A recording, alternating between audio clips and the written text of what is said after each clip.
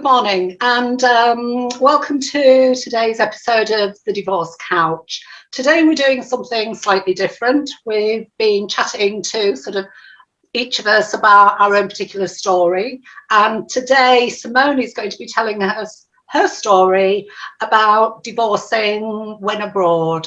So Simone, if I can hand over to you. Thank you. Hi, it's Simone and I'm the divorce coach in Germany. So here's my story. When we married, we were both in our 30s and we had a baby girl 2 years later. We decided, because my ex-husband was working for a bank, we decided to go abroad and become expats. And I used to be a former air hostess and I love the idea of going abroad. So we arrived in London and I've already been pregnant again with my other daughter. So what happens is when you become expat, the workload becomes really intense. So I was juggling with two very small children, trying to create a home. And my ex-husband was juggling at work because he was trying to fill the role that he had been offered. And after 3 years, we could already see by the way we had each taken on our roles, there were slight cracks, I would say, in our marriage. And then we did something which probably we shouldn't have done, because now in hindsight, I'm not so much of a hindsight person. You don't take on another role. You don't go on another expat posting when you have cracks in your relationship, because you are only trying to run away from something which should be taken care of much earlier. So, but then Singapore was in the open, and I remember while flying that Singapore was one of these places, Asia, that I loved. I loved everything about the air, the smell. I said, yeah, I'd go to Singapore in a heartbeat. And I think we both thought this would do our marriage good. And again, we arrived, and what you do is you try very hard to fulfill the role that you are meant to do. So I wasn't doing a career, so my ex-husband was doing his work, and I was trying to create a home in a place that was so foreign to us. And it takes time to connect as an expat. Even though you are in a very confined space, you don't necessarily very quickly connect. So it takes time for a couple, I think, or for a family to settle.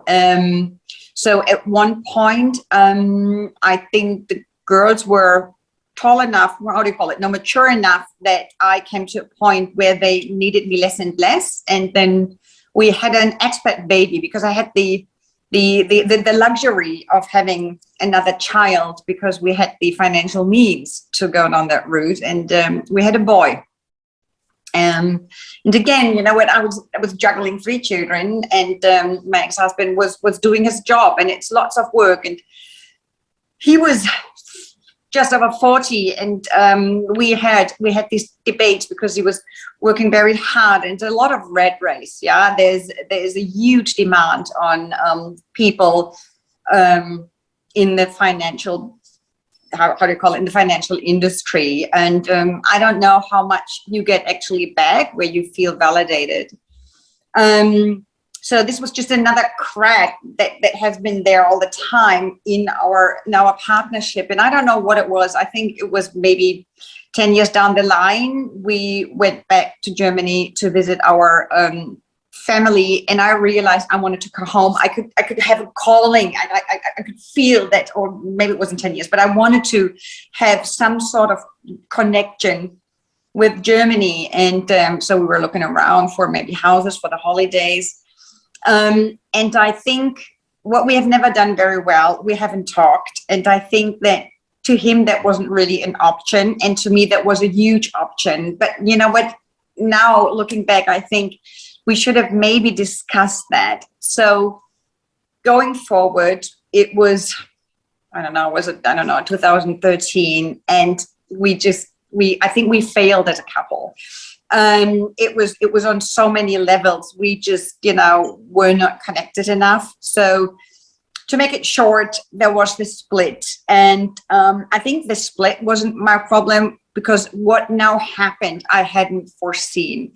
If you are abroad and a marriage fails, you have all these different options, whether you want to divorce under the place where you're at, is that the jurisdiction, or is it the German jurisdiction? But then to me, because I knew that a divorce very often means I'll have to fall on my own 2 feet and become independent. And I knew, being in Singapore, I couldn't, because they have very rigid rules about who is allowed to work in order to protect their citizens. You know what, they don't want everybody who's just coming onto their ground, say, you know what, here you go, and take the jobs. So to me, it was the most consequent thing to say, well, then I have to go home, because I can't work here. And for my ex-husband, that was not an option. And all of a sudden, the doors closed around me. And there is a law, and I've looked it up. It's called the Hague Abduction Convention. And it says it's the aim of this abduction convention to protect children from the harmful effects of their wrongful removal to another contracting state or their retention there.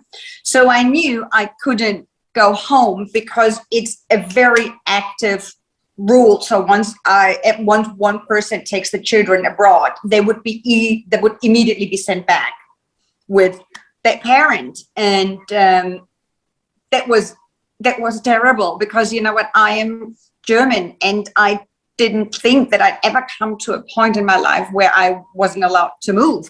Well, I could have gone, but I would have had to leave my children behind, and that wasn't obviously an option for me. So I stayed there.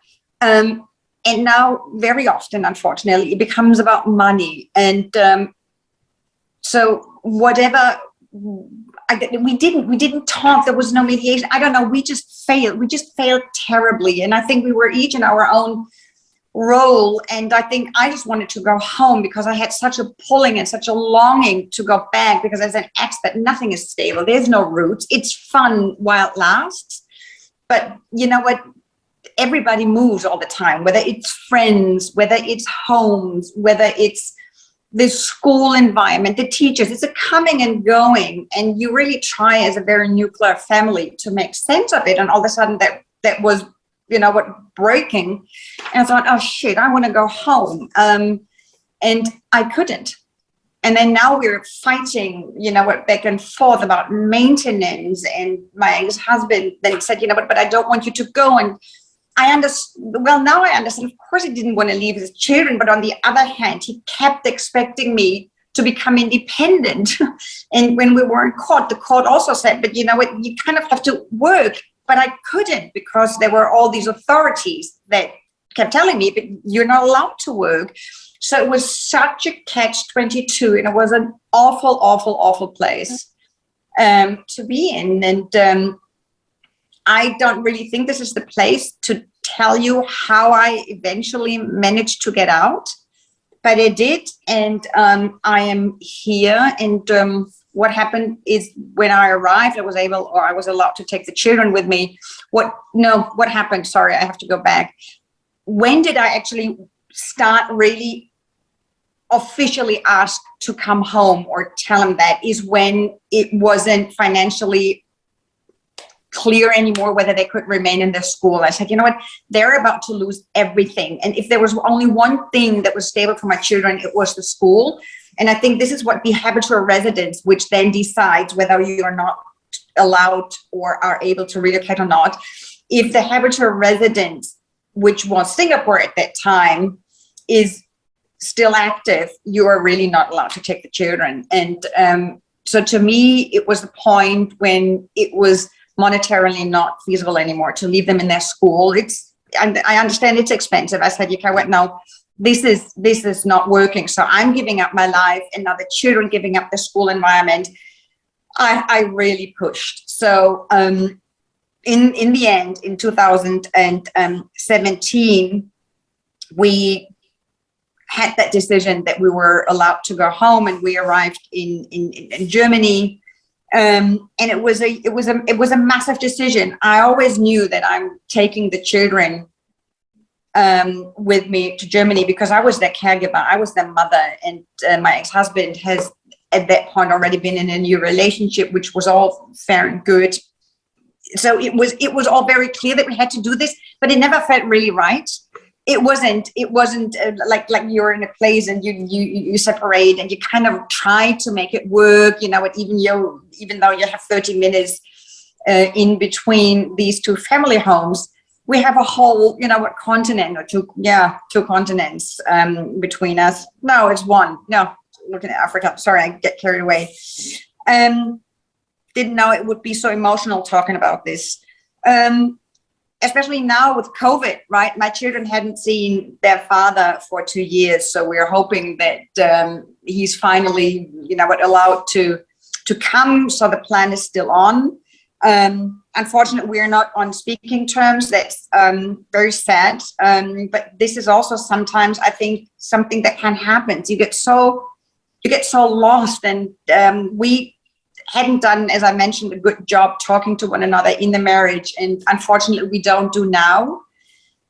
When I arrived in Germany and I realized, you know, what I had all been through, I decided I wanted to make a job out of this. I wanted to help the people going through a similar situation, because sometimes you have to make a decision which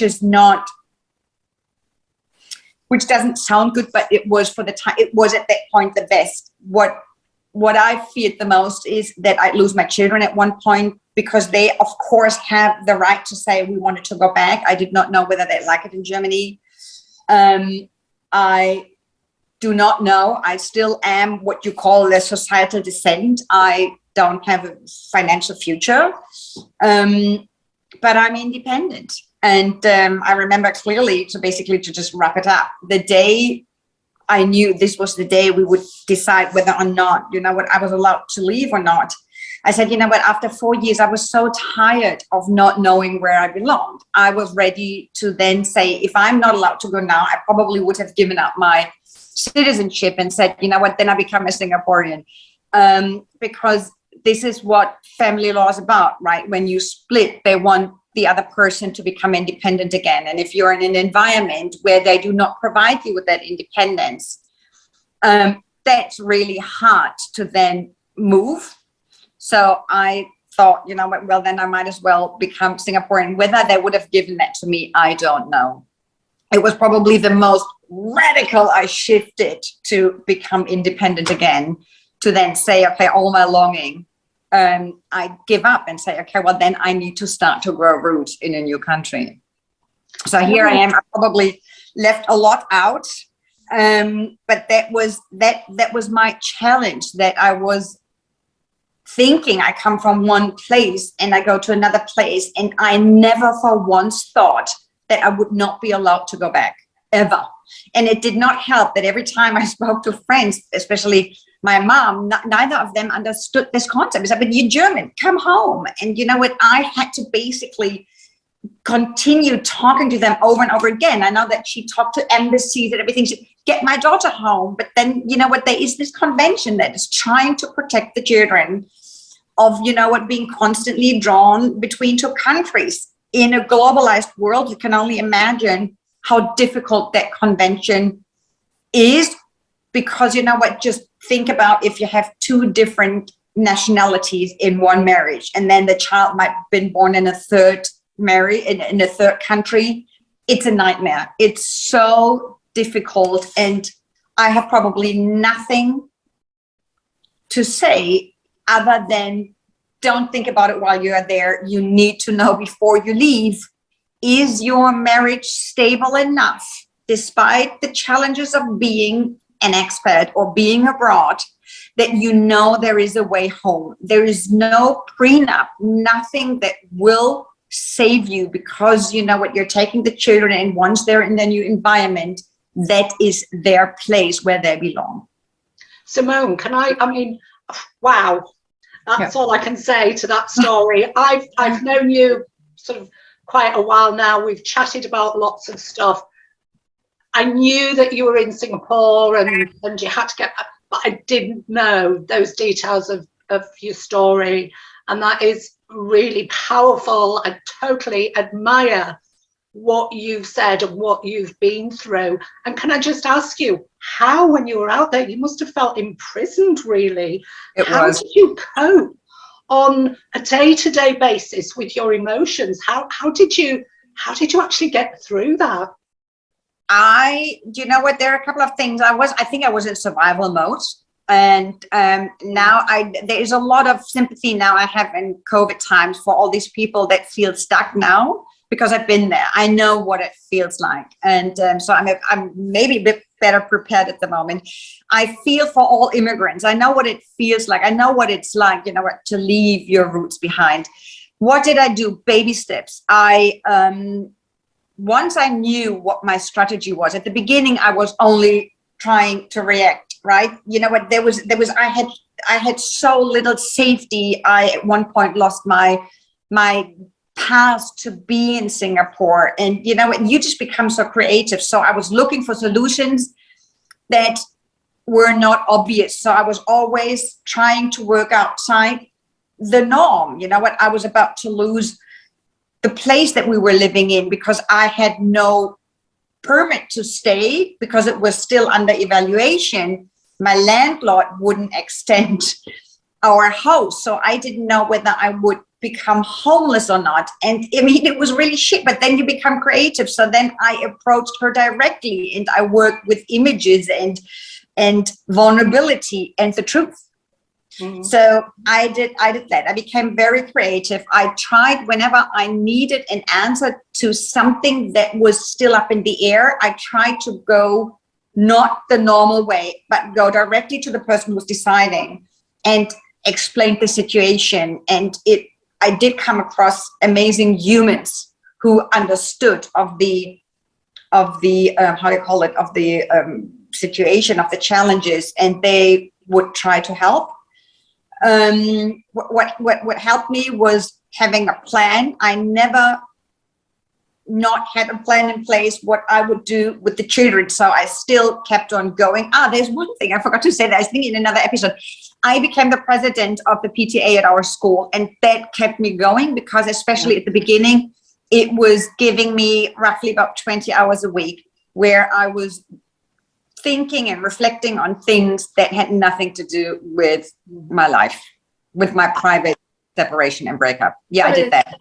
One of the things I've learned in my journey, and I didn't know this because just before I ended up realizing I needed to leave my ex-husband, I had got a new job, and with it I had to do a diploma. I hadn't studied for 15 or 17 years.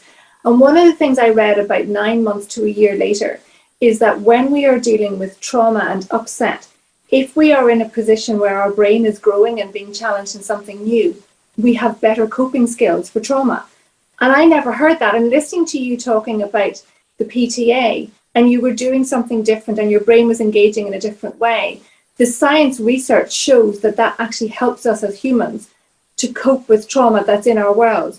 And I found that fascinating. And I remember thinking, I didn't know what I needed, but I got what I needed in a way that I could look back with hindsight. And I'm listening to your story. And one of the things that is really standing out for me is that when you didn't presume what people were thinking, you went and told them your side.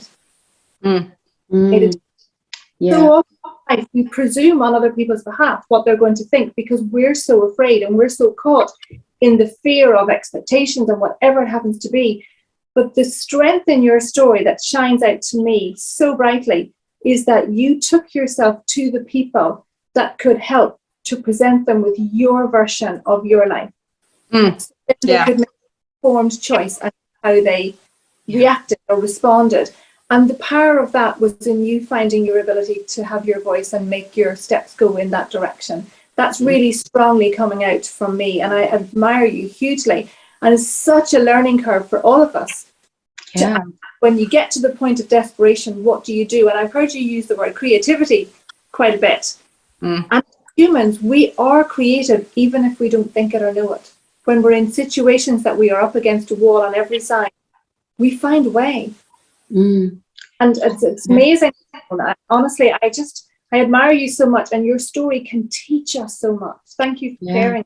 So powerful. And I think the beautiful thing you said at one point while telling your story is that you were looking for solutions, because, and that, when you're in that state where you felt imprisoned and sort of stuck in your situation, to have the strength to go out there and say, well, actually, I'm still looking for solutions, I'm going to find a way out of this box, is hats off to you. Divorce is hard enough. I mean, I was, in the same country, maybe not in the same cities, and it was horrible. But to have these additional sort of challenges that actually I've not even been aware of until I've met yourself over the past couple of months. It's takes your breath away in some ways to think, wow. Yeah. Well, yeah, but I'm keen to listen to your story, because your environment is also probably not the easiest. So you're next on the couch. I'm very I don't think it's easy for anyone. No. But yeah, hearing about other people's challenges and how they've overcome them, I hope that, one of the things that, our full stories will give the people that are listening is the hope and the inspiration that there is light at the end of the tunnel. Oh, no matter that tunnel, absolutely. Yeah, no matter what the story is or what the circumstances. Yeah. We are come through, and we are living well, and we are connecting, and we are using our stories, and that is such a powerful thing. Yeah, that's true. It's just one thing before I finish for my story. I knew you talked about the end of the light at the end of the tunnel. You've got to go into that tunnel. And I think until that point, I was struggling because I didn't know what to do with this imprisonment or that situation. It only moved once I allowed myself to go in that tunnel, take on the responsibility, not knowing what would be on the outside. But I knew that was all about me taking the responsibility, not knowing the outcome. And you know what? Going into that tunnel that is growth. Yeah. That's it for me. So yes, there is light at the end of the tunnel. I can guarantee you that. Okay, thanks for listening. And Sam, I'm looking forward to meet you in the next episode. See you then. Bye. Bye. Bye.